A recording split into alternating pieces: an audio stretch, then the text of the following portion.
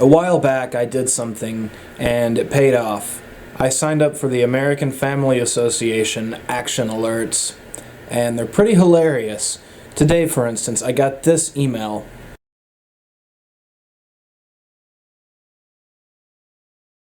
I signed up under the name Jesus Christ, because I am Jesus Christ. I've come back from the dead, again.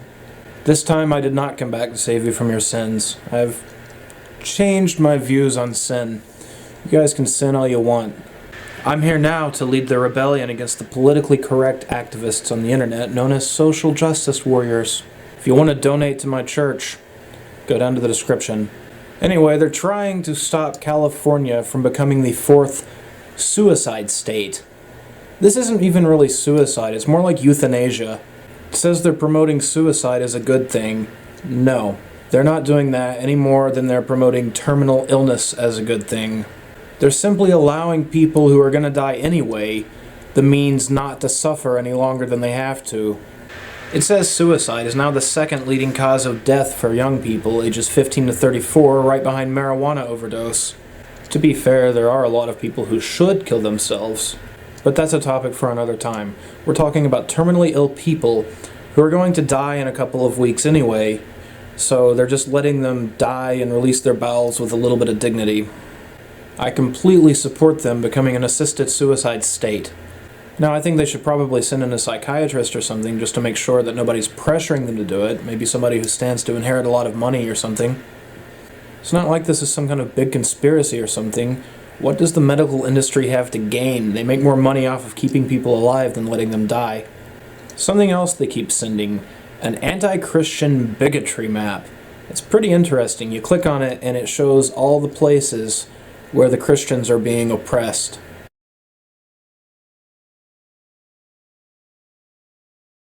One interesting thing to note, the further east that you go in America, the more oppressed Christians get.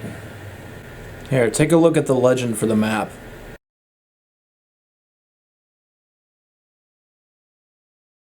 It looks to me like atheism and humanism could be lumped into one group. Maybe I'm wrong on that. You could probably throw anti-Christian into that same group. I'm not anti-Christian myself.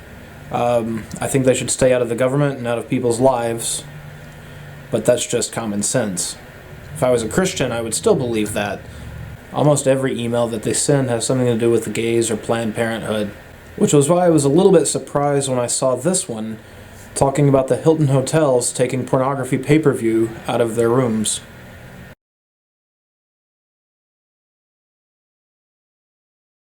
I'm willing to bet now that they up their internet speeds, and if they haven't started already, charging for Wi-Fi. Here's another idea they can use. Rent out HDMI cables so people can plug their laptops into the TV and watch porn anyway. Seriously, why do people pay for porn in the first place? It's all over the internet. You don't have to pay to see it. And a lot of times the best stuff is free. The amateur stuff, the stuff that doesn't look like it has any production value whatsoever. And my second idea for the Hiltons, kill Paris. Please. Another one they sent, school district removes picture of Jesus under threat.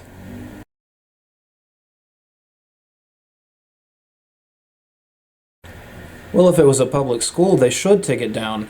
No government-funded establishment should promote religion of any type. I don't care what it is. This next one made me laugh, just because of the opening line.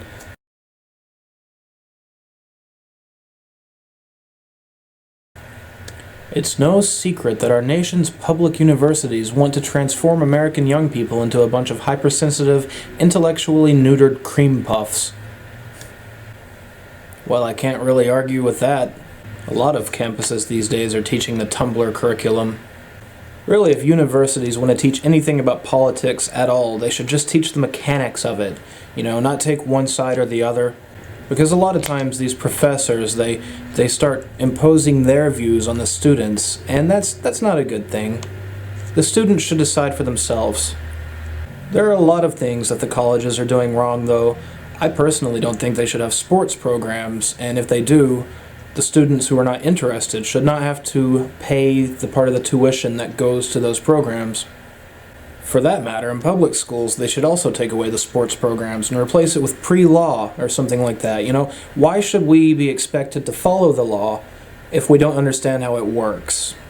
While we're on the topic of sports, I saw something on Google News today. They did autopsies on football players. 87 out of 91 former players who had their brains tested after death came back positive for CTE, chronic traumatic encephalopathy. CTE is a brain disease that's linked with brain trauma and concussions, according to researchers. Now, as you guys probably know, I'm not a big sports guy, but I feel bad for the football fans because they're probably going to try to make the sport safer. But you know what? I would actually watch football if they took away the protective gear, handed out steroids like candy before every game, and allowed them to use painkillers whenever they had even the slightest twinge of pain. Can you imagine a bunch of dudes out there like all roided up, can't feel pain, fucked up out of their heads, running around, bashing into each other, probably 1 or 2 deaths each game? That would be fun to watch. It would be fun to bet on who's going to die in the next game. How many deaths will there be in the Super Bowl? Or even bet on the types of injuries. It'd be like, I got $50 that says Mark McGuire over there is going to break his neck on the touchdown. Shaquille O'Neal is going to crack his head open in the 3rd inning. It would make instant replays a lot more fun to watch too. Like watch it in slow motion.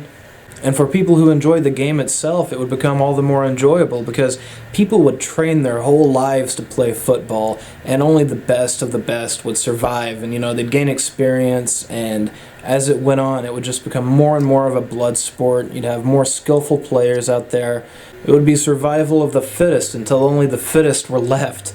And then it would get really interesting. I really want to see that happen. I would pay for pay-per-view if they had a league like that.